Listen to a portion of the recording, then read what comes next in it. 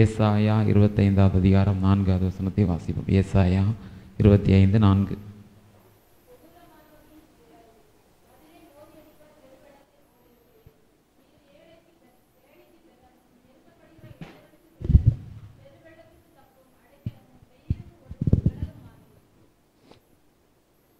கொடூரமானவர்களின் சீறல் மதிலை மோதியடிக்கிற பெருவெள்ளத்தை போல் இருக்கையில் ஏழைக்கு பலனும், நீர் ஏழைக்கு பலனும், நெருக்கப்படுகிற எளியவனுக்கு திடனும், பெருவெள்ளத்துக்கு தப்பும் அடைக்கலமும், வெயிலுக்கு ஒதுங்கும் நிழலுமானீர் என்று ஆண்டவராகிய தேவனை குறித்து சொல்லப்படுகிறது. ஏசாயா தீர்க்கதரிசியை கொண்டு அநேக தீர்க்க தரிசனங்களை கர்த்தர் முன்னறிவித்திருக்கிறார். நடந்ததும் நடக்கப் போகிறதுமான அநேக காரியங்கள் இந்த வேத புஸ்தகத்தில் இருக்கிறது. இதுவரையிலேயும் சம்பவித்த தீர்க்க தரிசன வார்த்தைகளும் இருக்கிறது. இனியும் வரும் நாட்களிலே சம்பவிக்க போகிற தீர்க்க தரிசனங்களும் இந்த வேத புஸ்தகத்தில், ஏசாயா புஸ்தகத்திலே சொல்லப்பட்டிருக்கிறதை நாம் பார்க்கிறோம்.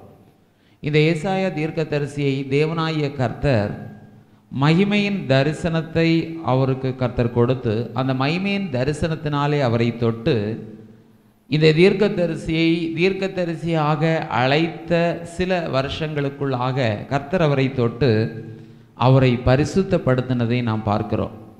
இந்த ஏசாயா தீர்க்கதரிசியை தேவனாகிய கர்த்தர் தொட்டு அவர் பயன்படுத்தினதினாலே அவருடைய வார்த்தையெல்லாம் கிருபை உள்ள வார்த்தைகளாக, உப்பால் சாரம் ஏறின வார்த்தைகளாக, கிருபை பொருந்திய வார்த்தைகளாக அந்த வசனங்கள் சொல்லப்பட்டிருக்கிறதை நாம் பார்க்க முடியும்.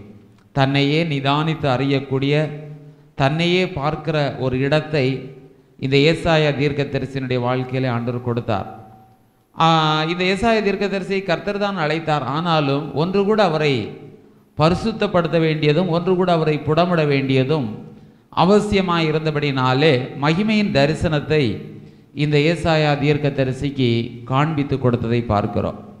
அதற்கு முன்பாக ஆண்டவர் அந்த மகிமையின் தரிசனத்தை கொடுத்து அவருடைய நாவை தொட்டு அவரை முழுமையான ஒரு பரிசுத்தத்தை கொடுப்பதற்கு முன்பாக இந்த ஏசாயா தீர்க்கதரிசி மற்றவர்களை பார்க்கும்போது உனக்கு ஐயோ உனக்கு ஐயோ என்று அவர் அநேக வார்த்தைகளை சொல்லுகிறதை பார்க்கிறோம்.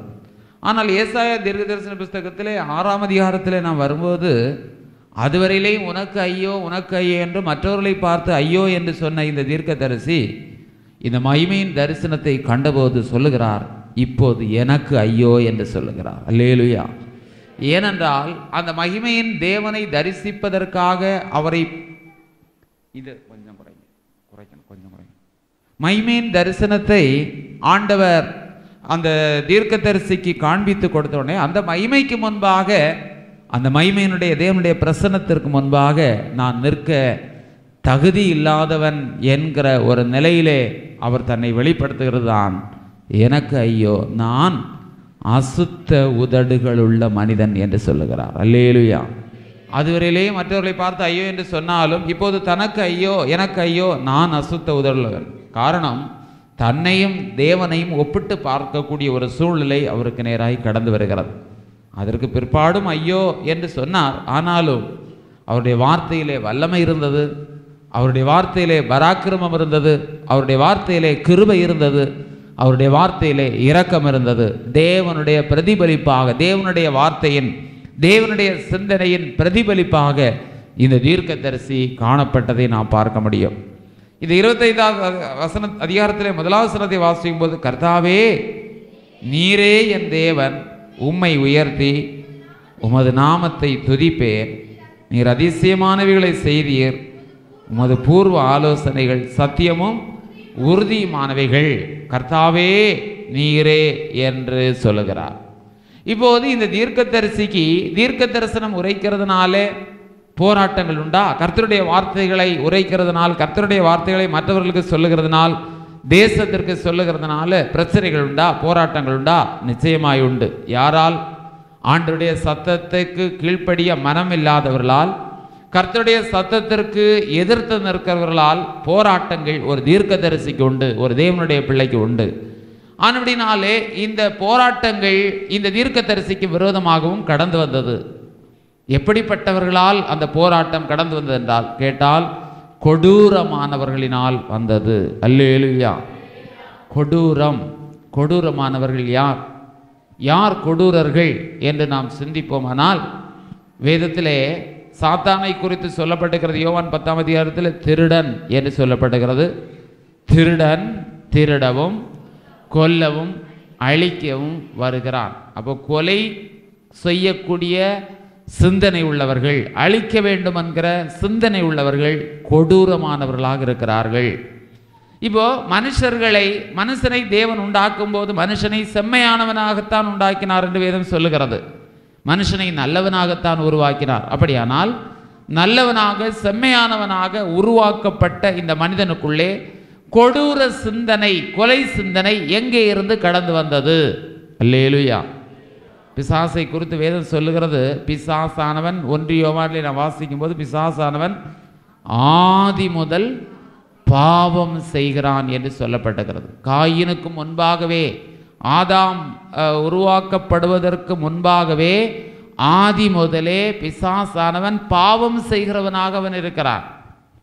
லூசிபர் அவனுடைய உள்ளத்திற்குள்ளே பாவ சிந்தனை, மேட்டிமையான சிந்தனை எப்படி வந்தது என்று கேட்டால், அதற்கு முன்பாகவே உருவாக்கப்பட்டிருக்கிற பிசாசானவன் அந்த பெருமையான எண்ணத்தை லூசிபருக்கு உள்ளத்தை கொண்டு வருகிறான். அதிலிருந்து அதை தொடர்ந்து பாவம் கடந்து வருகிறது. பின்பு ஆதாம் உருவாக்கப்பட்டான், ஏவாள் உருவாக்கப்பட்டாள்.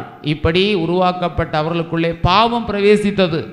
இந்த பாவத்தை கொண்டு வந்தது யார்? பிசாசானவன் கொண்டு வந்தான் என்று நாம் பார்க்கிறோம். அதனால் ஆதி முதல் பிசாசானவன் அவன் பாவம் செய்து கொண்டே இருக்கிறான்.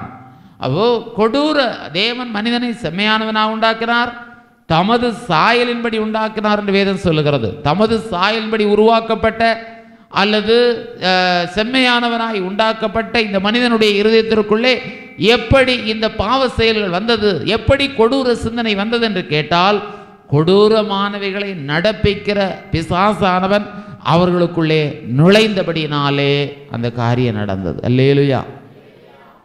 யூதாஸை பாருங்கள். யூதாஸ் இயேசு கிறிஸ்துவினுடைய சீஷன், இயேசுவோடு கூட இருந்தவன், அற்புதங்களையும் அடையாளங்களை கண்டவன், அனுபவித்தவன், நேரிடத்திலிருந்து நேரடியாக கிருபைகளை கண்டு பெற்று அனுபவித்தவன்.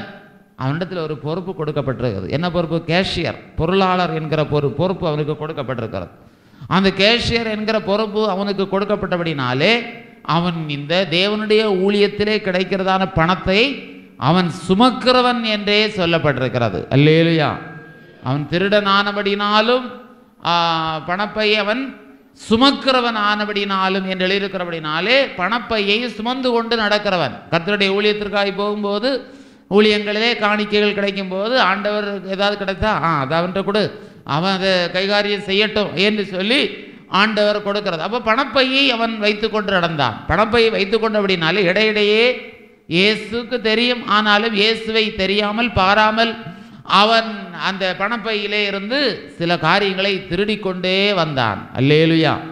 ஒரு நாளே ஒரு நளதம் என்கிறதான ஒரு பரிமள தைலத்தை, விலையேற பெற்றதான பரிமள தைலத்தை இயேசுனுடைய சிரசிலே, இயேசுனுடைய பாதத்திலே ஒரு ஸ்திரீ ஊற்றுகிறதை அவன் கவனித்து கொண்டே இருக்கிறான். இது எவ்வளவு விலை உள்ளது, இவ்வளவு பெரிய விலை உள்ளதை இவ்வளவு வேஸ்டாக இப்படி செலவழிக்கிறீங்களே, இயேசுனுடைய பாதத்தில் கொண்டு ஊற்றுறாங்களே, அதை விற்று தரித்திரருக்கு கொடுக்கலாமே. அப்போ பார்க்குறவங்களுக்கு எல்லாருக்கும் என்ன தோணுச்சு? சரி, அப்போ இவன் தரித்திரர்களை குறித்து, ஏழைகளை குறித்து கவலைப்படுகிற மனுஷன் போல தெரிகிறது என்று எல்லாருக்கும் தோணும். ஆனால் இயேசுவுக்கு நல்லா தெரியும், இப்படி இவன் இதை விற்று அந்த பணத்தை யூதாசுடைய கரத்தில் கொடுப்பார், என்னிடத்தில் தருவார், என்னிடத்தில் தந்தா அதிலிருந்து கொஞ்சத்தை திருடி எடுக்கலாம் என்கிற ஒரு எண்ணமுடையவனாக இருந்தபடினாலே, ஆவியானவர் அதை தெளிவாக அறிந்திருக்கிறபடினாலே தெளிவாக எழுதி வைத்திருக்கிறார்.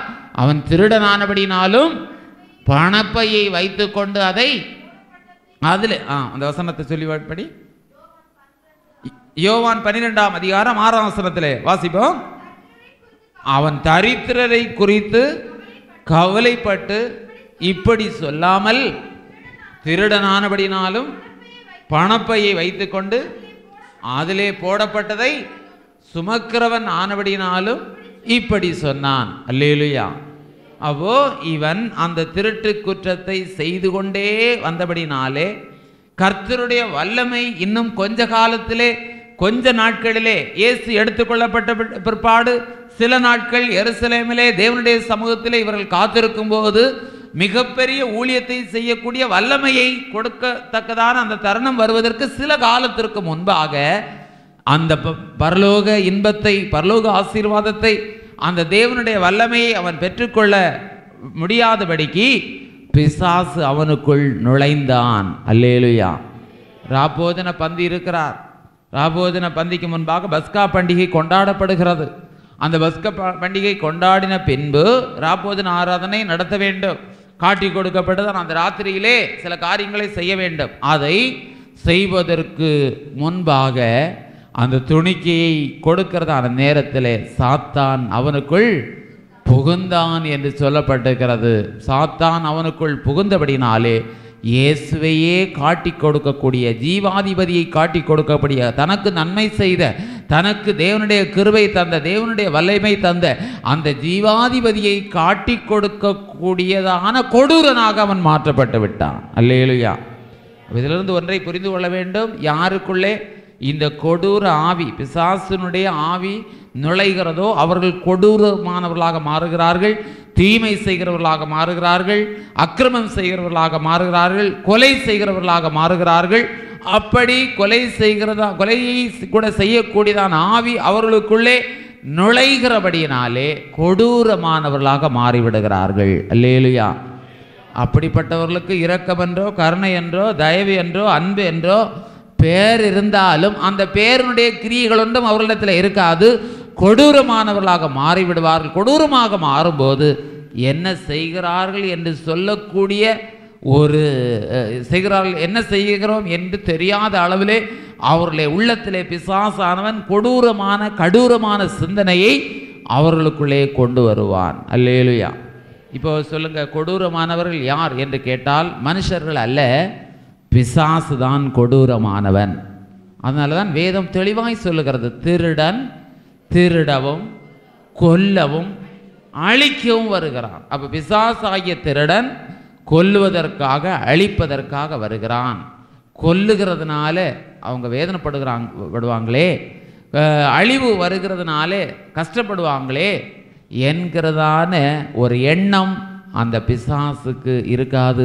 அந்த பிசாசுடைய ஆவி பிடித்தவர்களுக்கும் இருக்காது. தனக்கு விரோதமாக இருக்கிறாங்க, தனக்கு அனுகூலமாக இல்லை, தன்னுடைய காரியங்களை செய்வதற்கு இவங்க தடையாக இருக்கிறாங்க. அதனால அவர்களை அழித்து விட்டால் இந்த நன்மை எனக்கு கிடைக்கும் என்று நினைக்கிறார்கள். அல்லேலூயா.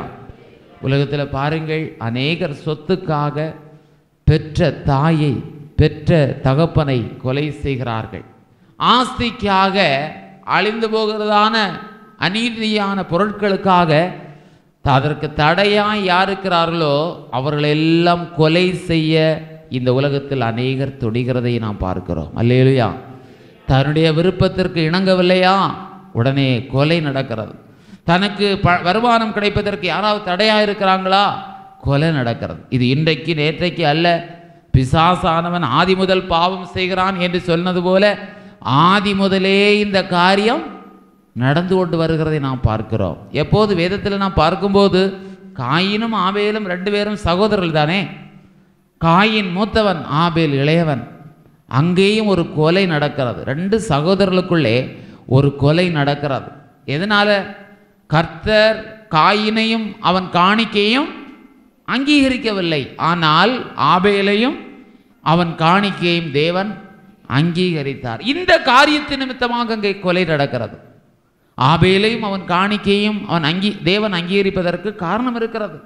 அப்போ என் தம்பியை ஆசீர்வதித்த தெய்வம் என்னையும் ஆசீர்வதிக்க முடியும், அவனை உயர்த்தின தெய்வம் என்னையும் உயர்த்த முடியும். என் தம்பி உயர்த்தப்பட்டால், என் சகோதரன் உயர்த்தப்பட்டால் அது எனக்கு சந்தோஷம்தான் என்று தானே ஆவிக்குரியவர்கள் சிந்திப்பார்கள். கர்த்தருக்கு தானே காணிக்கை செலுத்துகிறான். கர்த்தருக்கு காணிக்கை செலுத்துகிற இடத்துல ஆபேலையும் அவன் காணிக்கையும் தேவன் அங்கீகரித்தார், என்ன ஆசீர்வதிக்கல அப்படின்னு கண்டோன்னே என்னை விட அவன் பெரியவனாக இருக்கிறான், பொறாமை அங்கே கிரியை செய்கிறது, என்னை விட மேலானவனாக இருக்கிறான், என்னை விட உயர்த்தப்பட்டிருக்கிறான், அப்போது அவனை மட்டும்தான் தேவன் ஆசீர்வதிக்கிறார், என்ன ஆசீர்வதிக்கல, என்ன காரணம் என்று சிந்திக்கும்போது அந்த ஆபேல் என்ன செய்தான், அவனுடைய இருதயம் எப்படிப்பட்டது, அவனுடைய உள்ளத்தினுடைய வாஞ்சை எப்படிப்பட்டது என்று பார்த்து, அதை பார்த்து படித்து நானும் ஆசீர்வதிக்கப்பட வேண்டும் என்று விரும்பினால் இந்த காயினையும் கர்த்தர் அங்கீகரித்திருப்பாரே, ஆசீர்வதித்திருப்பாரே. அதை விட்டு அவன் இருந்தால் தானே அவனை ஆசீர்வதிப்பார், பார்ப்போம், அவன் இல்லாட்டா எனக்கு தானே என்று இவன் நினைக்கிறான். தவறான சிந்தனையை பிசாசு இந்த காயினுக்குள்ளே கொண்டு வருகிறான். காயினுக்குள்ளே அந்த சிந்தனையை கொண்டு வந்தபடினாலே அந்த ஆபேலை அவன் கொலை செய்கிறதை பார்க்கிறோம். இப்போது ஆபேலுக்குரிய நன்மைகளும் ஆசீர்வாதங்களும் எனக்குத்தானே என்று நினைக்கிறவன் சாபத்திற்குள்ளாக மாற்றப்பட்டு போகிறதை பார்க்கிறோம். அல்லேலூயா. சொத்துக்காக, பணத்துக்காக சகோதரர்களையோ அல்லது பெற்றோர்களையோ கொலை செய்கிறவர்கள் அந்த சொத்துக்களையும் ஆஸ்திகளையும் சுதந்திரித்துக் கொள்ள முடியாதபடி ஜெயிலில் போய் கிடக்கப் போகிறான் என்பதை சிந்திக்கிற மனசு உலகத்தில் இல்லை. அல்லேலூயா. பாருங்கள், பிசாசு அவ்விதமாய் அவருடைய மனக்கண்களை குருடாக்கி கொடூரமானவர்களாக மாற்றி கொண்டு வருகிறதை பார்க்கிறோம். சரி, இப்போ தேவனுடைய இந்த ஆபேல் என்கிற தேவனுடைய மனுஷனுக்கு விரோதமாக காயின் கொடூரமாக அவன் எழும்பி இந்த ஆபேலை கொலை செய்யும்போது இவன் சாபத்திற்குள்ளாக மாற்றப்படுகிறான். இப்போது இந்த காயின் சாபத்திற்குள்ளாய் மாற்றப்பட்டபடினாலே அவனுக்கே வேதனை உண்டாச்சு. அதனால யாராவது என்னை கண்டால் என்னை கொண்டு போடுவாங்களே, சகோதரனை ஏன் கொலை செய்தாய் என்று கேட்டு இவனை தண்டித்து விடுவார்களே என்கிற ஒரு பய உணர்வு இந்த காயினுக்குள்ளே ஏற்படுகிறதை பார்க்கிறோம். அல்லேலூயா. இதில் ஒரு சந்தேகம்.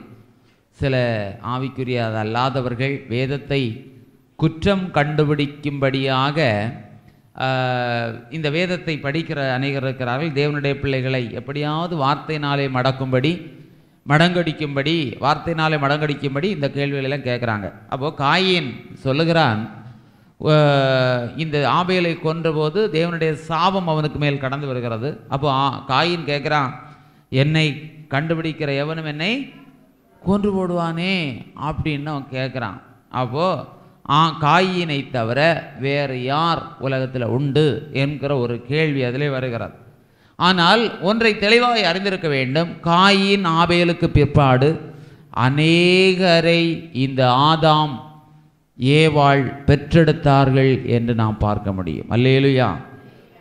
எத்தனையோ வருஷம் 900 வருஷம் உயிரோடு இருந்து பிள்ளை குமாரரையும் குமாரத்திகளையும் பெற்றான் என்று வேதத்தில் சொல்லப்பட்டிருக்கிறது. ஆனால் அப்படினாலே அப்படி உலகத்தில் யாராவது என்னை கண்டுபிடிச்சா கொண்டு போடுவேன், பூமியிலே நான் அலைஞ்சு தெரிஞ்சால் என்னை கண்டுபிடித்து கொண்டு போடுவார்கள் என்று சொல்லும்போது அதற்கு பிற்பாடு காயின் ஆபேலுக்கு பிற்பாடு இன்னும் அநேக பிள்ளைகள் சந்ததிகள், அவர்கள் எல்லாருடைய பெயரும் எழுதலை என்பதுதான் காரியமே தவிர இன்னும் அநேக பிள்ளைகள் சகோதரர்கள் அவனுக்கு இருந்தார்கள். சரி, இப்போது இந்த காயின் கர்த்தருக்கு விரோதமாக இந்த பாவம் செய்தபடினாலே சாபத்திற்குள்ளாக மாற்றப்பட்டு விட்டான். ஆபேலோ கொடூரமான இந்த காயினுடைய அந்த போராட்டத்திற்கு அவன் எளியவனாக, ஏழையாக அல்லது அந்த பலசாலியாக, காயினுக்கு ஏற்ற பலமுள்ளவனாக அவன் காணப்படாமல் அவனை விட எளியவனாக, ஏழையாக அவன் காணப்படுகிறதை பார்க்கிறோம். அல்லேலூயா.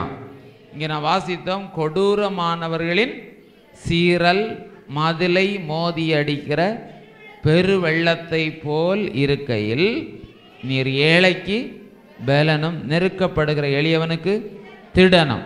போதும், ஏழைக்கு பலன் என்று சொல்லப்பட்டிருக்கிறது. அதாவது யார் ஏழை என்று கேட்டால், மற்றவர்கள் தன்னை விட வசதிகளும் வாய்ப்புள்ளவர்களும் அவர்களுக்கு முன்பாக, தங்களை விட பலன் உள்ளவர்களும் வசதி உள்ளவர்களும் வாய்ப்புள்ளவர்களுக்கு முன்பாக ஒரு மனுஷன் ஏழை. அல்லேலூயா.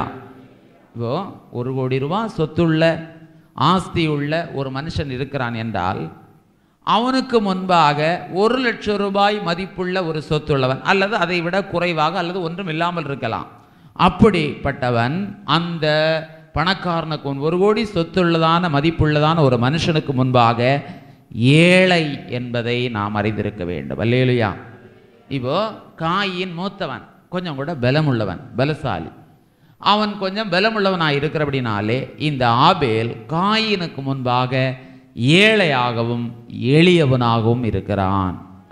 அல்லேலூயா.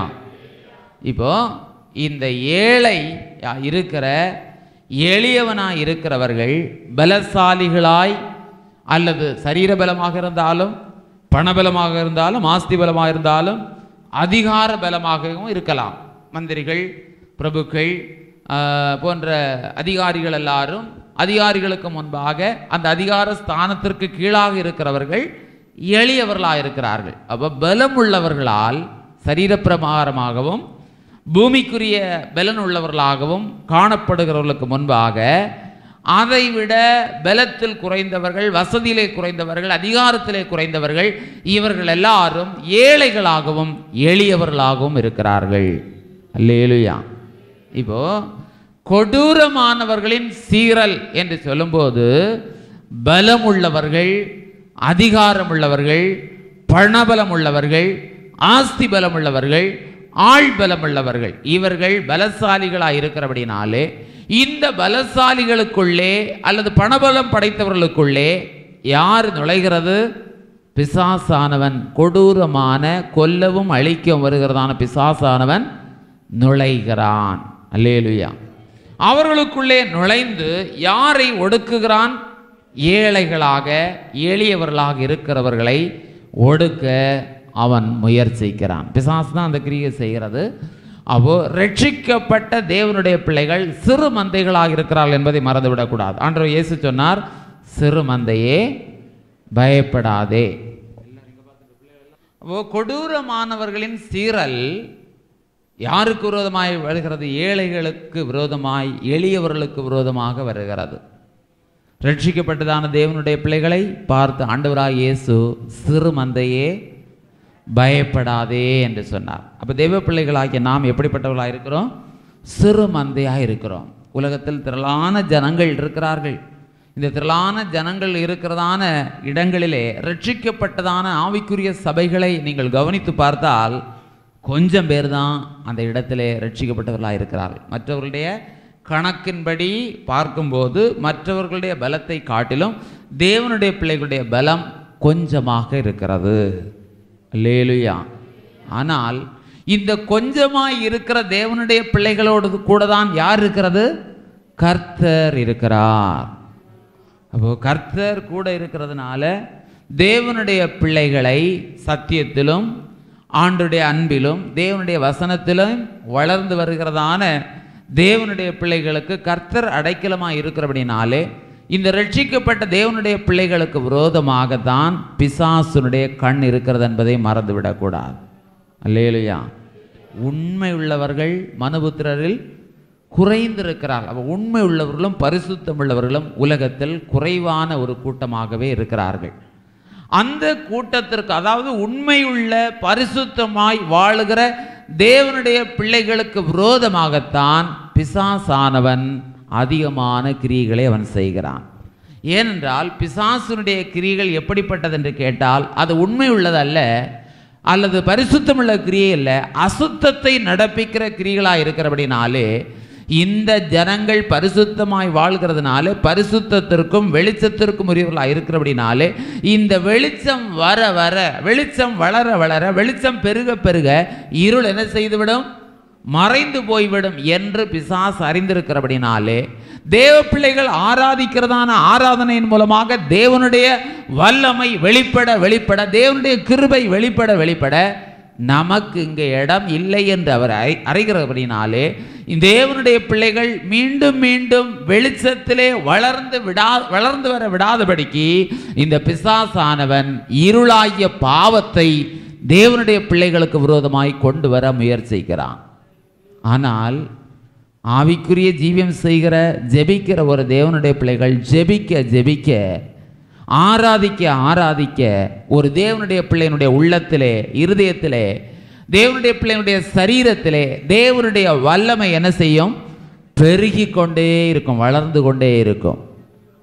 அப்படி வளரும்போது நம்ம எவ்வளவுதான் தீமைகளையும் பாவத்தையும் இந்த ஜனங்களுக்கு முன்பாக கொண்டு வந்தாலும், அக்கிரம செயல்களை இந்த ஜனங்களுக்கு விரோதமாக கொண்டு வந்தாலும், இவர்கள் ஜெபம் பண்ணி இந்த பாவத்தை விட்டு விலகுகிறார்களே, பாவத்தை விட்டு ஓடுகிறார்களே, பாவத்தின் ஜெயம் பெறுகிறார்களே என்று பிசாசு பார்க்கும்போது முதலாவது பாவத்தை கொண்டு வந்து தேவனுடைய பிள்ளைகளை விழ தள்ளும்படி நினைக்க எத்தனிக்கிற பிரயாசப்படுகிற அந்த பிசாசு பாவத்தை கொண்டு இவர்களை மேற்கொள்ள முடியவில்லை. பாவம் அவர்களுக்கு நேராய் கடந்து வரும்போது இவர்கள் ஜெயம் பெறுகிறார்கள் என்று காணும்போது அடுத்த ஆயுதத்தை அவன் எடுக்கிறான். அதுதான் தேவனுடைய பிள்ளைகளுக்கு விரோதமாக செயல்படுகிற கூட்டத்தை ஏவி விடுகிற ஒரு கிரியையை அவன் செய்கிறான். அல்லேலூயா. அப்படி ஏவி விடும்போது படிப்படியாக செய்கிறான். பரிகாசங்களை கொண்டு வருகிறான், நிந்தனைகளை கொண்டு வருகிறான், அவமானங்களை கொண்டு வருகிறான். இந்த பரிகாசங்களையும் நிந்தனைகளையும் அவமானங்களையும் கொண்டு வரும்போது இவர்களை கர்த்தருடைய அன்பை விட்டு வழிவிலக செய்து விடலாம் என்று அவன் எதிர்பார்க்கிறான். ஆனால் பரிகாசத்திற்கோ நிந்தனைக்கோ இடம் கொடாதபடி சத்தியத்திற்காக, ஆண்டவருக்காக, வசனத்திற்காக நிற்கிற தேவனுடைய பிள்ளைகளை அடுத்தபடியாக உபத்திரவப்படுத்தக்கூடியதான சில கிரியைகளை அவன் கொண்டு வருகிறான். அது பல விதத்திலே வரும். சரீர பிரகாரமாக உபத்திரவப்படுத்தக்கூடிய வார்த்தைகள் கூட வரும். வார்த்தையினால் உபத்திரவப்படுத்தக்கூடிய கிரியைகள் கடந்து வரலாம். இன்னும் பலவிதமான கிரியைகளினாலே தேவனுடைய பிள்ளைகளை உபத்திரவப்படுத்தக்கூடியதான கிரியைகளை பிசாசானவன் கொண்டு வருகிறான். அப்படி அவன் கொண்டு வர தேவனுடைய பிள்ளைகளுக்கு ஆண்டவர் எச்சரிக்கிறார், ஜெபிக்க தூண்டுகிறார், அதிகாலை நேரத்தில் எழுப்பி விடுகிறார், ராக்காலங்களில் எழுப்பி விடுகிறார். தேவனுடைய சமூகத்திலே கடந்து வந்து ஜெபிக்க கர்த்தர் தேவனுடைய பிள்ளைகளை உள்ளத்திலே இருதயத்திலே ஏவுகிறார். இப்படி ஆண்டவர் உணர்த்துகிற எல்லா சந்தர்ப்பங்களிலேயும் தேவனுடைய பிள்ளைகளுக்காக தேவனுடைய பிள்ளைகள் ஜெபித்து தேவனுடைய கிருபையிலே பலப்பட்டு வரும்போது அவன் தன்னுடைய காரியம் ஒன்று நடக்கவில்லை என்று காணும்போது தேவன் பிள்ளைகளுக்கு விரோதமாக மனிதர்களை தூண்டிவிட்டு கொடூரமானவர்களாக அவன் மாற்றுகிறான். அல்லேலூயா. இப்போது நல்லா பேசிக்கொண்டிருந்தவர்கள், அன்பாயிருந்தவர்கள், சிநேகமாயிருந்தவர்கள், ஆதரவாயிருந்தவர்கள், அனுகூலமாயிருந்தவர்கள் எதிராளியாக மாறுகிறார்கள். இது எப்படி நடந்தது? இது ஏன் நடந்தது? நல்லா தானே இருந்தாங்க, அன்பாக தானே பேசினாங்க, சிநேகமாக தானே இருந்தாங்க. இப்போது முகத்தை கூட பார்க்காதபடி முகத்தை மாற்றி வைத்து கொண்டு கொடூர எண்ணத்தோடும் கொடூர சிந்தனையோடும் கொடூர முகத்தோடும் நமக்கு முன்பாக வருகிறாங்களே, இவங்களுக்கு என்னாச்சு அப்படின்னு கேட்டால் அவங்களுக்குள்ள பிசாசு நுழைஞ்சிருக்கிறான். அல்லேலூயா. எதற்காக? கொடூரமானவர்களாக அவர்களை மாற்றி அவர்களுடைய சீற்றம், அவர்களுடைய சீரல் தேவனுடைய பிள்ளைகளுக்கு விரோதமாய் கடந்து வருவதற்காக அவன் அந்த கிரியைகளை செய்கிறான். அல்லேலூயா. இப்போது கொடூரமானவர்களுடைய சீரல், மனுஷன் ஒரு தேவனுடைய பிள்ளைக்கு எதிராளி அல்ல, விரோதி அல்ல. ஒரு மனுஷனை விரோதியாகவோ எதிராளியாகவோ சிந்திக்கவோ பார்க்கவோ ஒரு காலம் ஒரு தேவனுடைய பிள்ளையும் ஒரு காலம் அப்படி செய்யக்கூடாது. அவர்களுக்குள்ளே கிரியை நடப்பிக்கிற பிசாசை பார்க்கக்கூடிய ஆவிக்குரிய பார்வை நமக்கு இருக்க வேண்டும். கொடூரமானவர்களின் சீரல். சரி, இந்த சீரல் எப்படி இருக்கும்? வருமா? மதிலை மோதி அடிக்கிற பெருவெள்ளத்தை போல வருகிறதாம். அல்லேலூயா. ஒரு மதில் கட்டப்பட்டிருக்கிறது என்று வைத்துக் கொள்ளுங்கள். இந்த மதில் பெருவெள்ளம் வேகமாய் வந்து மோதும் போது உடைந்து போக வாய்ப்புண்டா? வாய்ப்பு உண்டு. 1992-93 வருடங்கள் என்று நினைக்கிறேன், சரியாக ஞாபகம் இல்லை. இந்த ஒரு டேம் திறந்து விட்டார்கள். திறந்து விட்ட போது இந்த ஆற்றினுடைய பக்கத்திலே குளுத்துறையிலே, அதுபோல் இந்த முஞ்சரையிலே கூட முட்டைக்குளம் போன்றதான பகுதிகளிலே அந்த முஞ்சரை ஸ்கூலுக்கு ஆப்போசிட்டில் கொஞ்சம் கீழே போகும்போது இடது பக்கம் 2 வீடுகள், இதெல்லாம் அந்த வெள்ளத்தினாலே அழிந்து போனதை கொஞ்சம் அனுபவம் உள்ளவர்கள், கொஞ்சம் வயதானவர்களுக்கு தெரியும். நேரடியாக பார்த்திருக்கிறார்கள், நானும் பார்த்தேன். காரணம், இந்த வெள்ளம் வந்து மோதும் போது அந்த மதில்கள் இடிந்து போவதற்கு வாய்ப்பு இருக்கிறது, கட்டிடங்கள் இடிந்து போவதற்கு வாய்ப்பு இருக்கிறது. சென்னையிலே கடந்த சில மாதங்களுக்கு முன்பாக பெருமழை வந்தபோது அநேக கட்டிடங்கள் இடிந்தது. சில உறுதியான கட்டிடங்கள் நிலை நின்றாலும் அநேக கட்டிடங்கள் இடித்து போயிருக்கிறது. அநேக மனிதர்கள் மரித்திருக்கிறார்கள் வெள்ளத்திலே. பாருங்கள், அப்போது வெள்ளம் வந்து அதிகமாய் மோதும் போது கட்டிடங்கள் மதில்கள் இடிந்து போவதற்கு வாய்ப்பு இருக்கிறது. இங்கே இந்த பெருவெள்ளத்தினுடைய இரைச்சலை போல யாருடைய சீறல் வருகிறது? கொடூரமானவர்களின், இரக்கமில்லாதவர்களின் சீறல், கொடூரமானவர்களின் சீறல் வருகிறது. மதிலை மோதி அடிக்கிற பெருவெள்ளத்தை போல இருக்கிறது என்று வேதம் சொல்லுகிறது. அல்லேலூயா. லூக்கா 6ஆம் அதிகாரம் 47, 48 வசனங்களை நான் வாசிக்கும்போது, லூக்கா 6ஆம் அதிகாரம் 47, 48 வசனங்கள். என்னிடத்தில் வந்து என் வார்த்தைகளை கேட்டு அவைகளின்படி செய்கிறவன் யாருக்கு ஒப்பாயிருக்கிறான் என்று உங்களுக்கு காண்பிப்பேன். அல்லேலூயா. வாசிப்போம். ஆழமாய் தோண்டி கற்பாறையின் மேல் அஸ்திபாரம் போட்டு வீடு கட்டுகிற மனுஷனுக்கு யாரு? ஆழமாய் தோண்டி கற்பாறையின் மேல் வீடு கட்டுகிற மனுஷனுக்கு ஒப்பாயிருக்கிறவன் யாரு? கர்த்தருடைய வார்த்தைகளை கேட்டு அவைகளின்படி செய்கிறவன்.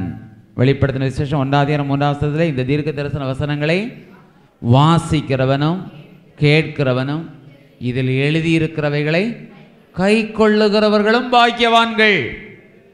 அவோ வார்த்தைகளை கேட்கணும், கேட்டு அதை அவையின்படி செய்யணும், அல்லது வார்த்தைகளை கை கொள்ள வேண்டும். அப்படிப்பட்டவர்களைத்தான் கர்த்தர் பாக்கியவான்கள் என்று சொல்லுகிறார்.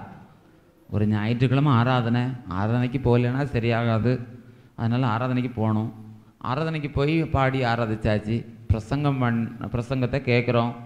பிரசங்கம் பண்ணி முடிச்சோட அவன் சொல்லிட்டு கிடக்கான், நமக்கண்ணா அவன் இப்படி தான் சொல்லிட்டு கிடப்பான், நமக்கண்ணா என்று சொல்லி கொண்டு போனால் அவர்களை பாக்கியவான்கள் என்று வேதம் சொல்லவில்லை. கேட்கிற வசனத்தை கேட்டு அதன்படி செய்ய வேண்டும். யாருக்கு ஒப்பா இருக்கிறார்கள் இப்படிப்பட்டவர்கள்? ஆழமாய் தோண்டி பாறைக்கு மேலே, அதாவது பாறையை உடைச்சி அஸ்திபாரம் போடுகிறோம், அதில் கல்லுகளை எடுத்து அஸ்திபாரம் போடுகிறோம். அவோ உறுதியான அஸ்திபாரம் எது என்று கேட்டால் இந்த பாறையின் மேல் கட்டுகிறதான வீடுதான், அதுதான் உறுதியானதாக இருக்கும். அல்லேலூயா. சரி, இன்னொரு குரூப்பை சொல்லியிருக்கு. அடுத்தது வாசிப்போம். 48ஆம் வசனம். பெருவெள்ளம் வந்து நீரோட்டம் வந்து அந்த வீட்டின் மேல் மோதியும் அது அசைக்க கூடாமற் போயிற்று. எது? கற்பாறையின் மேல் கட்டப்பட்ட வீடு. சரி, அடுத்த விஷயம். என் வார்த்தைகளை கேட்டும் அவைகளின்படி செய்யாதவன் எவனோ அவன் அஸ்திபாரம் இல்லாமல் மண்ணின் மேல் வீடு கட்டினவனுக்கு ஒப்பாயிருப்பான். அப்போ மண்ணினாலேயும் வீடு கட்ட முடியும், பாறையின் மேலேயும் உறுதியான ஆழமாய் தோண்டி அந்த பாறையில் உள்ள கற்களை அதில் போட்டு அந்த பாறையின் மேலேயும் வீடு கட்ட முடியும். இந்த ரெண்டும் மண்ணின் மேலே கட்டினதான வீட்டுக்கும் இந்த பாறையின் மேல் கட்டப்பட்டதான அஸ்திபாரம் உறுதியாய் கட்டப்பட்டதான வீட்டிற்கும் போராட்டம் வருகிறது. என்ன போராட்டம் வருகிறது? என்ன போராட்டம்? பெருவெள்ளம் வந்து மோதுகிற போராட்டம். அப்போ பெருவெள்ளம் வந்து மோதும் போது பாறையின் மேல் கட்டப்பட்டதான வீடு என்ன செய்ததாம்? அசையாமல் நிலைத்திருந்தது. ஆனால் மண்ணின் மேல் கட்டப்பட்டதான வீடோ இந்த பெருவெள்ளம் வந்து மோதின போது அது விழுந்து முழுவதும் அழிந்துட்டு. இது எதற்காக இந்த உவமையை ஆண்டவர் சொல்லுகிறார்? எதற்காக இந்த வசனத்தை சொல்லுகிறார் என்று கேட்டால், கர்த்தருடைய வார்த்தையின்படி செய்கிற உத்தம மார்க்கத்தாருக்காக, அல்லது கர்த்தருடைய வார்த்தையின்படி நடந்தால் உன் ஆவிக்குரிய கட்டிடம், ஆவிக்குரிய மாளிகை எப்படிப்பட்டதாக இருக்கும் என்பதை விளக்குவதற்காக கர்த்தர் இந்த வசனத்தை சொல்லுகிறார். கொடூரமானவர்களின் சீறல் யாருக்கு விரோதமாக வருகிறது? எல்லாருக்கும், எல்லா தேவ மக்களுக்கும் விரோதமாக வருகிறது. கொடூரமானவர்களுடைய சீறல் எல்லா தேவ மக்களுக்கும் விரோதமாய் கடந்து வரும்போது யார் நிலைநிற்கிறார்கள், யார் நிலைநிற்கவில்லை என்பது அவர்கள் எந்த அனுபவத்தில் கட்டப்பட்டிருக்கிறார்கள் என்பதை பொறுத்தது. அல்லேலூயா. மத்தேயு 13ஆம் அதிகாரத்தில் விதைக்கிறவனுடைய ஊமையை குறித்து சொல்லும்போது 13ஆம் அதிகாரம் 5-6 வசனங்களை வாசிக்கும் போது, சில விதை அதிக மண்ணில்லாத கற்பாறை நிலத்திலே விழுந்தது. மண் ஆழமாய் இராதபடினாலே சீக்கிரமாய் முளைத்தது. வெயில் ஏறின போதோ தீந்து போய் வேறில்லாமையால் உலர்ந்து போயிற்று. எந்த மண்ணின் மேலே, பாறையின் மேலே விதைக்கப்பட்ட விதை குறித்து நாம் சிந்திக்கும் போது அர்த்தத்தை சரியாக புரிந்து கொள்ள வேண்டும். விதைக்கும் போது சில விதை பாறை உள்ள நிலத்தில் விழுந்தது. அவன் பாறை உள்ள நிலத்திலேயா விதைத்தான்? இல்லை, பாறை இருக்கிறது தெரியாமல் விதைத்தான். பாறை எங்கே இருந்தது? மண்ணின் அடியில் இருந்தது. அப்போ மண்ணுக்கு அடியில் பாறை இருந்தபடினாலே அந்த பாறைக்கு மேலுள்ளதான அந்த மண் ரொம்ப கட்டி இல்லாமல் இருந்தபடினாலே இந்த விதைக்கப்பட்டதான விதையிலிருந்து உருவாக்கப்பட்டதான வேர் சீக்கிரமாய் அது அந்த மண் பாறையின் மேலே மண்ணுக்கு கீழே அந்த மண் இருக்கிற இடவரையிலையும் வேகமாய் கடந்து போகிறது. அதனால சீக்கிரமாக முளைச்சது. வெளியில் பார்க்கும்போது சீக்கிரம், இவ்வளோ சீக்கிரமாக முளைச்சிட்டே, இவ்வளோ சீக்கிரமாக வளர்ந்துட்டே அப்படின்னு சொல்லி விதைச்சவன் பார்த்தான். ஆனால் விதைக்கப்பட்டதான விதை வளர்ந்து அது நல்ல பச்சை பசேலன்னு இருக்கிறது. பார்த்தா சீக்கிரம் வளர்ந்துட்டாங்க, சீக்கிரம்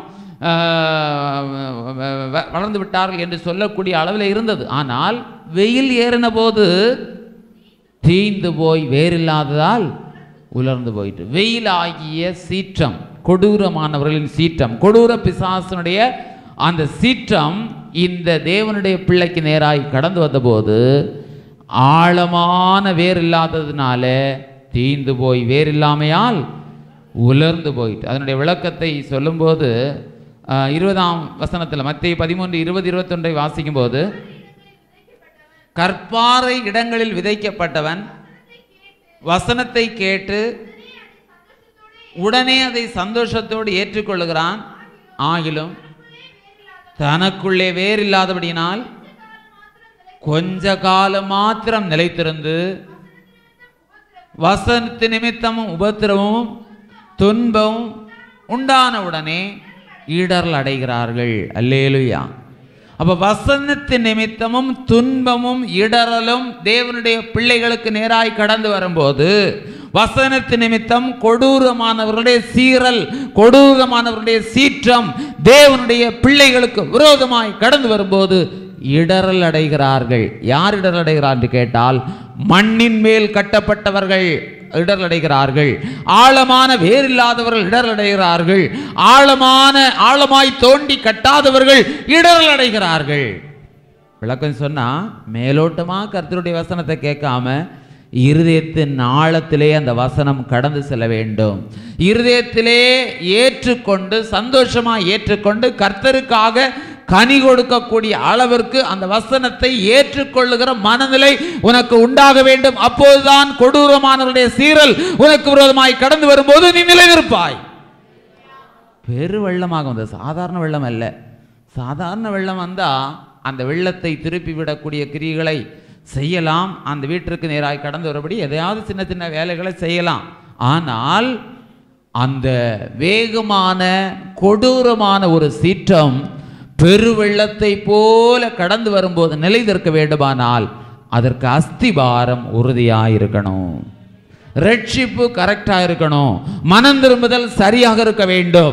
அந்த மனம் திரும்புதல் சரியாக இருக்குமானால், ரட்சிப்பு சரியாக இருக்குமானால், கொடூரமானவர்களிலே சீரல் உனக்கு நேராய் கடந்து வரும்போது கர்த்தரை விட்டு நீ பின்வாங்க மாட்டாய், கர்த்தருடைய அன்பை விட்டு தூரம் போக மாட்டாய், கர்த்தருக்காக நீ உறுதியாக நிற்பாய்.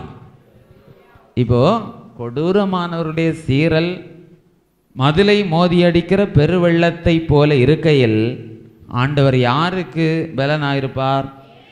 ஏழைக்கு பலனாகவும் நெருக்கப்படுகிற எளியவனுக்கு திடனமாக இருப்பார். பெருவெள்ளத்துக்கு தப்பும் அடைக்கலமும் வெயிலுக்கு ஒதுங்கும் நிழலுமாக கர்த்தர் இருப்பார். அல்லேலூயா. அப்படின்னா என்ன செய்யணும்? இந்த கொடூரமானுடைய சீரல் தேவனுடைய பிள்ளைகளுக்கு நேராய் கடந்து வரும்போது, சீற்றங்கள் கடந்து வரும்போது யாரை பற்றி கொள்ள வேண்டும்? கர்த்தரை பற்றி கொள்ள வேண்டும். கர்த்தரை பற்றி கொள்ளணும்னா அஸ்திபாரம் எப்படி இருக்கணும்? உறுதியாக இருக்கணும். என்ன அஸ்திபாரம்? உன் இருதயத்தின் அஸ்திபாரம், இருதயத்தில் இருக்கிற நம்பிக்கை. இந்த நம்பிக்கை யாரிடத்துல இருக்கணும்? கர்த்தரிடத்தில் இருக்கணும். அல்லேலூயா. எனக்கு விரோதமாய் ஒரு கூட்டம் எழும்பினாலும், எனக்கு விரோதமாய் அநேகர் கடந்து வந்தாலும், நான் கர்த்தருக்குள் நம்பிக்கையாக இருப்பேன், நான் கர்த்தருக்குள் மகிழ்ச்சியாக இருப்பேன், கர்த்தரை நம்பி இருப்பேன் என்று சொல்லக்கூடிய ஒரு தைரியம் ஒரு தேவனுடைய பிள்ளையினுடைய வாழ்க்கையிலே இருக்குமானால், அதாவது கர்த்தர் வைத்திருக்கிறதான நம்பிக்கை சரியாக இருக்குமானால், அந்த நம்பிக்கை ஒருபோதும் தேவனுடைய பிள்ளைகளை வெட்கப்படுத்தாது. இப்போ இந்த கொடூரமானவருடைய சீரல் எப்படி வருகிறது? ஒரு மதிலை விழத்தள்ளக்கூடிய அளவிலே கடந்து வருகிறது. மதிலை மோதி அடிக்கிற பெருவெள்ளத்தை போல இருக்கிறது. அப்படி இருக்கும்போது ஆண்டவர் என்ன செய்கிறார்? நீர் ஏழைக்கு பலனும், நெருக்கப்படுகிற எளியவனுக்கு திடனும், பெருவெள்ளத்துக்கு தப்பும் அடைக்கலமும், வெயிலுக்கு ஒதுங்கும். வெயில் என்பது சோதனையை காண்பிக்கிறது, பெருவெள்ளம் என்பதும் போராட்டத்தை காண்பிக்கிறது. சோதனை, போராட்டம், நெருக்கம், கஷ்டம் இதெல்லாம் தேவனுடைய பிள்ளைகளுக்கு வருகிறது. அது எப்படி வருகிறது? இவனுடைய வாழ்க்கை இதோட முடிக்க வேண்டும், இவனுடைய வாழ்க்கை இதோட போச்சு என்று சொல்லக்கூடிய அளவிற்கு அந்த போராட்டம் தேவ பிள்ளைகளுக்கு நேராக கடந்து வரும். ஆனால் அப்படி இதோ தகர்த்து விட்டோம், இதோ இவர்களை அழித்து விட்டோம், இதோ இவருடைய கதையை முடித்து விட்டோம் என்று சொல்லக்கூடிய அந்த சீற்றங்கள் கடந்து வரும்போது, ஏழைகளாகிய தேவனுடைய பிள்ளைகளுக்கு அடைக்கலமாக பலனில்லாத நேரங்களில் எதிராய் கிரியை நடப்பிக்கிறவர்களுக்கு முன்பாக நிற்க எங்களுக்கு பலன் இல்லை, ஆள்பலம் இல்லை, பணபலம் இல்லை, படைபலம் இல்லை, எதுவுமே இல்லை என்று சொல்லக்கூடிய அந்த நிலையிலே காணப்படுகிறவர்கள் ஏழைகள், திக்கற்றவர்கள், திடனற்றவர்கள், எளியவர்கள். இந்த திக்கற்றவர்களுக்கும் ஏழைக்கும் இந்த கொடூரமானவர்களுடைய சீற்றம் கடந்து வரும்போது அவர்களுடைய சீற்றங்களிலிருந்து பாதுகாக்கப்படும்படியாக தேவனுடைய பிள்ளைகளுக்கு சர்வ வல்லவராம் இயேசு அடைக்கலமாக இருப்பார். 26:3 வாசிக்கும் போது, உம்மை உறுதியாய் பற்றி கொண்ட மனதை உடையவன். எந்த மனசு உள்ளவன்? உம்மை உறுதியாய் பற்றி கொண்ட, யாரை உறுதியாய் பற்றி கொண்ட மனதை உடையவன்? கர்த்தரை உறுதியாய் பற்றி கொண்ட மனதை உடையவன். யாரையே நம்பி இருக்கிறபடியால்? உம்மை நம்பி இருக்கிறபடினால் அல்ல, உம்மையே நம்பி இருக்கிறபடியால். அந்த வார்த்தையினுடைய அர்த்தம், உம்மை தவிர வேற யாரும் எனக்கு இல்லை, உம்மை தவிர எனக்கு வேற எந்த விருப்பம் இல்லை, உம்மை தவிர வேற யாரும் எனக்கு உதவி இல்லை, உம்மை தவிர வேற யாரப்பா எனக்கு உண்டு என்று சொல்லுகிறது போல, உம்மையே நம்பி இருக்கிறபடினால் ஆண்டவர் என்ன செய்வார்? அவனை கைவிடுவார் என்று எழுதியிருக்கிறது, உதவி செய்ய மாட்டார் என்று எழுதியிருக்கிறது, நன்மை செய்ய மாட்டார் என்று எழுதியிருக்கிறது. இல்லை, அவனை எப்படி காத்துக்கொள்வாராம்? சாதாரண சமாதானத்தோடு அல்ல, பூரண முழுமையான சமாதானத்தோடு காத்துக்கொள்வார்.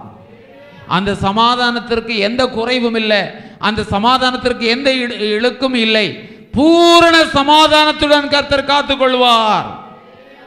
எப்படி? இதே 5ஆம் வசனத்தில் வாசிக்கும் போது, வறட்சியான இடத்தின் காங்கை மேகத்தினால், அப்படின்னா என்னது? வறட்சியான இடத்துல என்ன இருக்கிறது? வெப்பம் இருக்கிறது, சூடு இருக்கிறது. அவ வறட்சியான இடத்துல காங்கை என்றால் வறட்சியான இடத்தின் வெப்பம். இந்த வெப்பம் எப்படி தணிகிறதா? நல்ல மேகம் வரும்போது, கார் மேகம், வெள்ளை மேகம் அல்ல, தண்ணீரற்ற மேகம் அல்ல, தண்ணீருள்ள மேகம். அல்லேலூயா. தண்ணீரற்ற மேகங்களும் உண்டு என்று யூதா நிருபத்திலே சொல்லப்பட்டிருக்கிறது. ஆனால் அப்படிப்பட்டதான மேகத்தினால் அல்ல, தண்ணீரற்ற மேகத்தில் தூசி, டஸ்ட் அடைஞ்சிருக்கும். ஆனால் சாதாரணமான மேகம், கார் மேகம் என்று சொன்னால் அதிலே தண்ணீர் இருக்கும். அல்லேலூயா. மழை எப்படி பெய்யும்னு நமக்கு தெரியும். பூமியில் உள்ளதான நிலத்தில் இருக்கிறதான குளம், ஆறு, கடல் போன்றதான அந்த தண்ணீரெல்லாம் சூடுனால ஆவியாகிறது, ஆவியாகி போய் அங்கே மேலே போகிறது. மேலே போகும்போது இந்த தண்ணீர் தான் ஆவியாகி மேகமாக அது மாறுகிறது. காற்றடிக்கும் போது இந்த மேகம் குளிர்கிறது. குளிரும்போது அந்த மேகத்தில் இருக்கிறதான அந்த தண்ணீர் குளிர்ந்த உடனே அது மழையாக பூமியிலே பொழிகிறது. அப்போ மேகத்தில் கர்த்தர் தண்ணீரை வைத்திருக்கிறார். யோபுவிலே நான் வாசிக்கும்போது உறைந்த மலையின் பண்டசாலைகள் என்றெல்லாம் கர்த்தர் எழுதி வைத்திருக்கிறார். அப்போ உறைந்த மலையினுடைய பண்டசாலைக்குள்ளே நீ போனாயோ என்றெல்லாம் கர்த்தர் கேட்கிறார். இப்படி கர்த்தர் மேகத்தை வைத்திருக்கிறார். அந்த மேகத்தில் தண்ணீர் இருக்கிறது. அப்போ வெப்பத்தை தணிக்கும்படியாக ஆண்டவர் என்ன செய்கிறார்? வறட்சியான இடத்திலே இந்த காங்கை என்கிற அந்த வெப்பம் எப்படி தணியுமாம்? மேகத்தினாலே தணியுமாம். மேகத்தினால் தணிவது போல அந்நியரின் மும்முரத்தை தணிய பண்ணுவீர். மேகத்தின் நிழலினால் வெயில் தணிகிறது போல பலவந்தரின் ஆரவாரம் தணியும். அல்லேலூயா. இப்போ கொடூரமானவர்களுடைய சீரல் என்கிறதான இந்த மும்முரத்தை ஆண்டவர் தணிய பண்ணுவார்.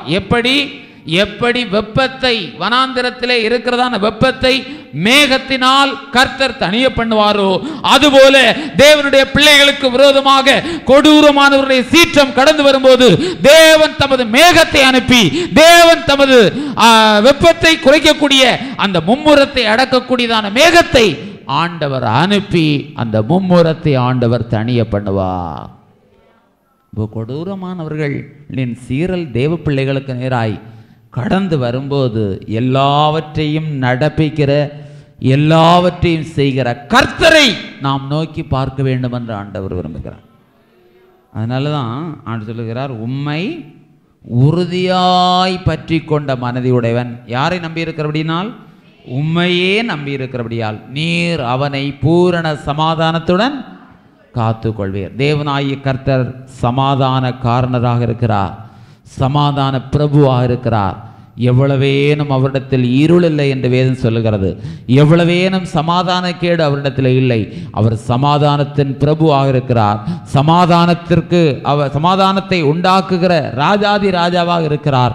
அந்த ராஜாதி ராஜாவாகிய தேவனை நம்புகிற தேவனுடைய பிள்ளைகளுக்கு ஆண்டவர் பூரண சமாதானத்தை கொண்டு வருகிறார். எப்போது பூரண சமாதானம் கடந்து வரும் என்று கேட்டால், கொடூரமானவருடைய சீரல் பெருவெள்ளத்தை போல, மதிலை மோதியடிக்கிற பெருவெள்ளத்தை போல் இருக்கையில் ஆண்டவர் திடனற்றவர்களுக்கும் ஏழைகளுக்கும் எப்படி இருக்கிறார்? பலனாக இருக்கிறார். நெருக்கப்படுகிற எளியவனுக்கு திடனாக இருக்கிறார். பெருவெள்ளத்திற்கு தப்பும் அடைக்கலமாயிருக்கிறார். வெயிலாகிய போராட்டங்களுக்கு ஒதுங்கும் நிழலுமானீர் என்று வேதம் சொல்லுகிறது. அல்லேலூயா.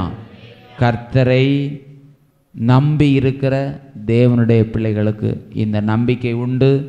இந்த நம்பிக்கை இருக்கிற தேவனுடைய பிள்ளைகளுடைய வாழ்க்கையை கர்த்தர் காப்பாற்றுகிறார். அப்படிப்பட்டவர்கள் எதை குறித்தும் பதட்டப்பட மாட்டார்கள், எதை குறித்தும் கலங்க மாட்டார்கள். 46ஆம் சங்கீதத்தில் தேவன் நமக்கு பலனும் அடைக்கலமும், பலனும் ஆபத்து காலத்தில் அனுகூலமான துணைமானவர். பூமி நிலை மாறி போனாலும், மலைகள் நடு சமுத்திரத்தில் சாய்ந்து போனாலும், அதன் ஜலங்கள் கொந்தளித்து பொங்கி அதன் பெருக்கினால் பர்வதங்கள் அதிர்ந்தாலும் நாம் பயப்படும். எதுக்கு? பூமி அதிர்ச்சிக்கு நாம் பயப்பட மாட்டோம். பூகம்பத்துக்கு பயப்பட மாட்டோம். சுனாமிக்கு பயப்பட மாட்டோம். அதுதான் அந்த வசனம். அல்லேலூயா. பூமி நிலை மாறினாலும், மலைகள் நடு சமுத்திரத்தில் சாய்ந்து போனாலும், அதன் ஜலங்கள் கொந்தளித்து பொங்கி அதன் பெருக்கினால் பர்வதங்களே அதிர்ந்து போனாலும் தேவ பிள்ளைகள் பயப்பட மாட்டார்கள். என்ன காரணம்? கொடூரமானவர்கள் சீரல் மதலை மோதி அடிக்கிற பெருவெள்ளத்தின் இறைச்சலை போல இருக்கையில் ஏழைக்கு பலனும், நெருக்கப்படுகிற எளியவனுக்கு திடனும், பெருவெள்ளத்துக்கு தப்பும் அடைக்கலம், வெயிலுக்கு ஒதுங்கும் அவரே நிழலாயிருக்கிறாரே, அவரே அடைக்கலமாயிருக்கிறாரே, பின்ன நான் எதுக்கு பயப்படணும்? கடல் கொந்தளிக்கிறதா? கொந்தளிக்கட்டும். உயிருக்கு பயந்தவர்கள் அல்லது ஆஸ்திகள் உலகத்தில் வாழ வேண்டும் என்று விரும்புகிறவர்கள் பயந்து ஒழித்து உள்ளதையும் எடுத்துட்டு பெட்டியும் கட்டிட்டு போவாங்க. ஆனால் ஆண்டுடைய பிள்ளைகள் தைரியமாக இருப்பார்கள். அல்லேலூயா. ஏன் தைரியம்? இன்றைக்கு நான் இங்கே செத்து போனாலும் என் ஏசப்பாவுடைய ராஜ்யத்தில் போய் கண்ணை திறப்பேன் என்கிற நம்பிக்கை இருக்கிறபடினாலே. உலகத்தினுடைய வாழ்க்கை கொஞ்ச கால வாழ்க்கை தானே. மனுஷனுடைய ஆயுசுகள் ஒரு குறிப்பிட்ட காலம் வரையிலையும் பலம் பெருகிட்டு இருந்தாலும் 40 தாண்டியாச்சுனாலே ஆட்டம் தொடங்கிடுதே, சரீரம் பலவீனப்பட்டு போகிறதே. இப்படி பலவீனப்பட்டு ஒன்றும் முடியாமல் ஆகிறத விட நல்ல ஆரோக்கியமும் பலமும் இருக்கிற காலத்தில் கர்த்தருக்காக எதையாவது செய்துவிட்டு, ஆண்டவர் இந்த உலகத்தில் தந்திருக்கிற நாள் வரையிலும் கர்த்தருக்காக வாழ்ந்துவிட்டு ஏசப்பாவோடு சேர்ந்து அவருடைய மார்பிலே அவரோடு கூட அவருடைய சமூகத்துக்கு முன்பாக இருப்பதில் தானே பெரிய சந்தோஷம். அல்லேலூயா.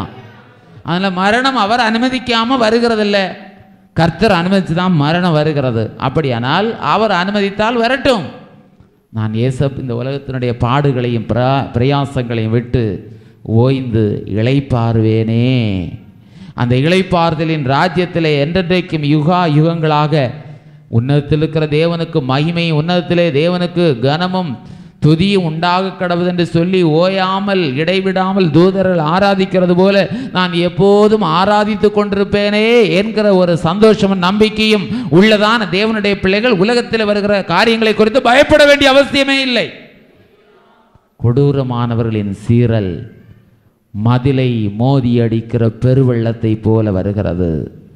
மதிலை மோதி அடிக்கிற பெருவெள்ளத்தை போல வந்தாலும் உறுதியான அஸ்திவாரம் இயேசுவாகிய மூலைக்கல் உன்னுடைய வாழ்க்கையிலே போடப்பட்டிருக்குமானால், இயேசு உன்னுடைய வாழ்க்கையிலே அடிப்படையாக இருப்பாரானால், இயேசுவே உனக்கு தலைவராக, நாயகராக, சிருஷ்டிகராக, உன்னை ஆதரிக்கிறவராக, உன்னை பராமரிக்கிறவராக இருக்கிறார் என்கிற நம்பிக்கை உனக்கு இருக்குமானால், சீர்கிறாயா, சீறி பார்க்கிறாயா? உன்னுடைய சீற்றத்திற்கெல்லாம் என் தேவனாகிய கர்த்தர் எனக்கு அடைக்கலமாய் இருக்கிறார் என்று சொல்லக்கூடிய தைரியம் நமக்குள்ளே இருக்கும். எளியவன் யாருடைய சீற்றத்திற்கு ஏழைகளும் எளியவர்களும் பயப்படுவார்கள் என்று கேட்டால், தங்களை விட பலசாலிகளாக இருக்கிறவர்களுக்கு முன்பாக பயப்படுவாங்க. உலகத்தில் ஒரு அதிகாரி, ஒரு பெரிய அதிகார ஸ்தானத்தில் இருக்கிற ஒரு மனிதனுக்கு முன்பாக ஒரு ஏழையாக இருக்கிறவன் பணிவோடு போவான். இந்த அதிகாரி என்னுடைய காரியங்களை நடப்பி செய்தருவாரோ அல்லது எனக்கு விரோதமாக பேசிவிடுவாரோ என்கிற பயத்தோடு போவான். அதுபோல தான் இந்த உலகத்திலேயும் ரட்சிக்கப்பட்டதான தேவனுடைய பிள்ளைகள் இந்த உலகத்தில் இருக்கிற சில செல்வம் பணபலம் படைத்ததான மனுஷர்களுக்கு முன்பாக பயப்படுகிற சூழ்நிலையிலே கடந்து வரலாம். ஆனால் அவர்களை பார்க்கிலும், அவர்களோடு இருக்கிறவர்களை பார்க்கிலும் நம்மோடு இருக்கிறவர் அதிகம் என்று வேதம் சொல்லுகிறபடினாலே அவர்களை விட பலசாலியாக பராக்கிரமம் செய்கிறவராக நம்முடைய தேவனாகிய கர்த்தர் நம்மோடு கூட இருக்கிறபடினாலே தேவனுடைய பிள்ளைகள் எதற்கும் பயப்படாமல் தைரியமாயிருப்பார்கள்.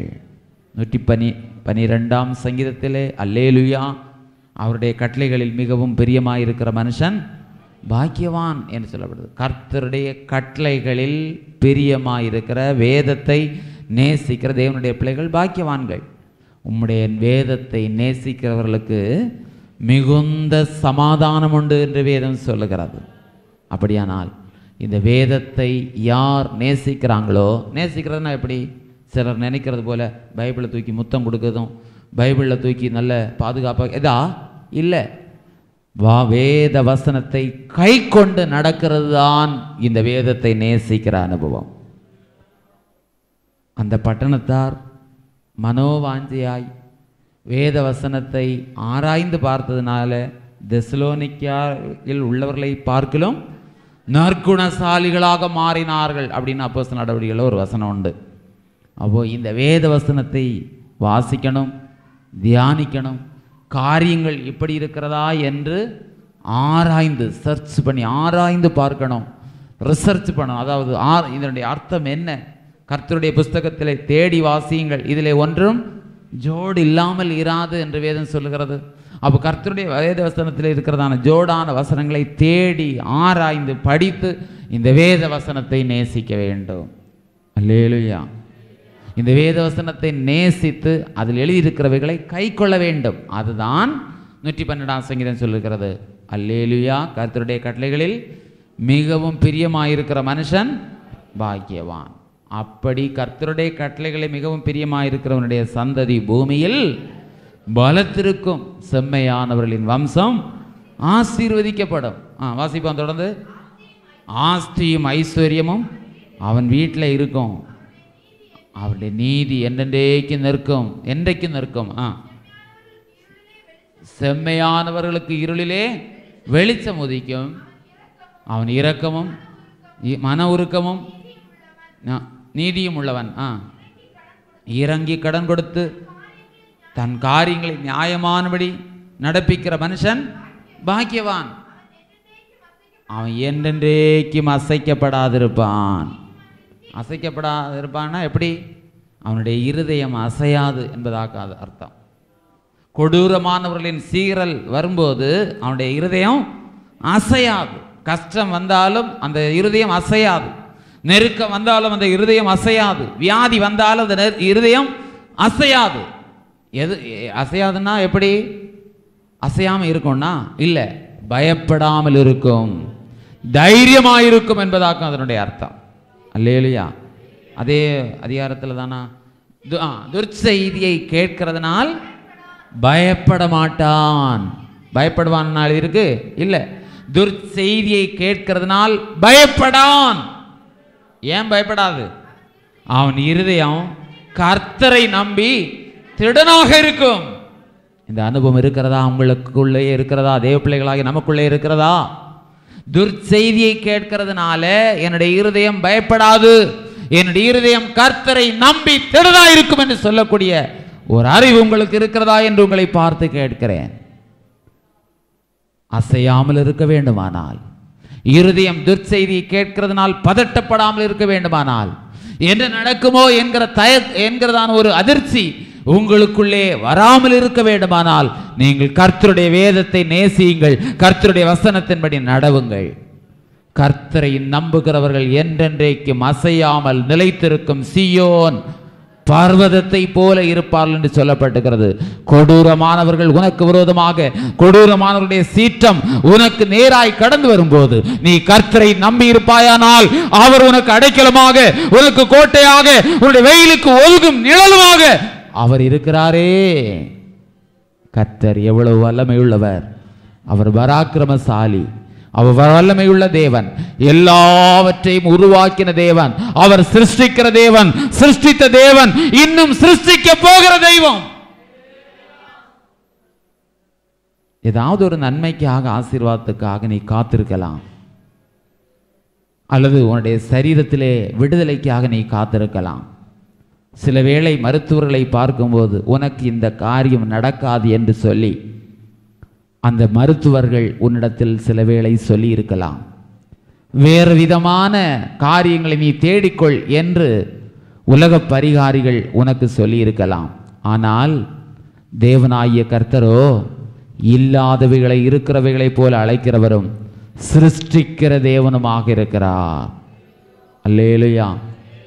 சரீரத்தின் சூழ்நிலைகளை மாற்றி உன் சரீரத்திலே இல்லாத அவயவங்களை உருவாக்கவும், நடக்காது என்று சொல்லுகிற காரியங்களை நடக்கவும் பண்ணத்தக்கதாக உன் தேவனாகிய கர்த்தர் சிருஷ்டிகர்த்தராயிருக்கிறார் என்பதை மறந்துவிடக்கூடாது.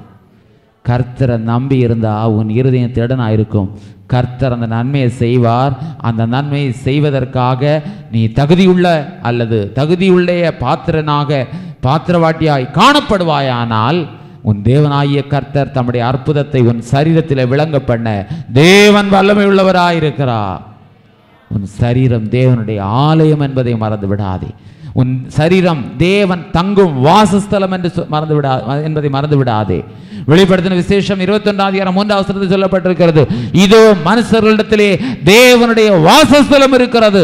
உன் சரீரத்திலே அவர் வாசம் பண்ணுகிறார், உன் இருதயத்தில் அவர் வாசம் பண்ணுகிறார். அவர் உன் மத்தியில், உன் வாழ்க்கையில் கடந்து வருவாரானால் உன் குறைவுகள் எல்லாம் அவர் நிறைவாக்கவும் அவர் வல்லமை உள்ளவராயிருக்கிறார்.